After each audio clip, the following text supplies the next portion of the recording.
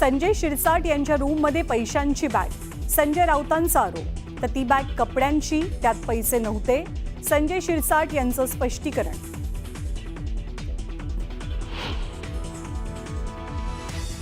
आमदार संजय गायकवाड आणि आणखी एका व्यक्तीविरोधात अदखलपात्र गुन्ह्याची नोंद. कॅन्टीन कर्मचाऱ्याला मारहाण केल्याप्रकरणी अडचणीत वाढ. मुख्यमंत्री पदासाठी पक्ष भाजपत विलीन करण्याची शिंदेंची तयारी. शिंदेंच्या दिल्ली दौऱ्यासंदर्भात संजय राऊतांचा मोठा दावा. शिवसेना नेत्यांचा राऊतांवरती पलटवार.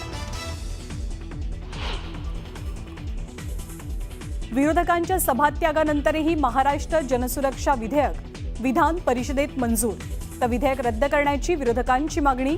विधेयकावरती सही करू नका, राज्यपालांना विनंती करणार, अंबादास दानवेंचं विधान. सत्ताधाऱ्यांकडे बहुमत असल्यानं दुरुपयोग सुरू. जनसुरक्षा विधेयकात नक्षलवाद असा उल्लेखही नाही. कायद्याचं नाव जनसुरक्षाऐवजी भाजप सुरक्षा ठेवावं, उद्धव ठाकरेंचा हल्लाबोल. नागपूर हिंसाचार प्रकरणातील मास्टरमाइंड असल्याचा आरोप असलेल्या फहीम खानला सत्र न्यायालयाकडनं जामीन मंजूर. सोमवारनंतर कारागृहातनं बाहेर येण्याची शक्यता.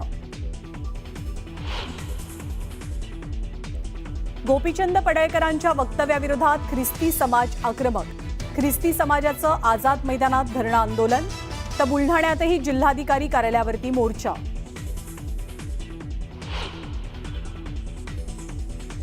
नवी मुंबईतील EWSच्या 791 घरांचा घोटाळा प्रकरण. भाजप आमदार विक्रांत पाटलांकडनं लक्षवेधीद्वारे घोटाळा उघडकीस. मंत्री उदय सामंतांनी समिती स्थापन करण्याचे दिले आदेश. मुख्यमंत्री देवेंद्र फडणवीस उद्या नवी मुंबई विमानतळ कामाची पाहणी करणार. मुंबई पुणे मिसिंग लिंक प्रकल्पाची पाहणी होणार असल्याची माहिती. आणि खोट्या प्रतिष्ठेपायी पित्यानं केली मुलीची गोळ्या झाडून हत्या.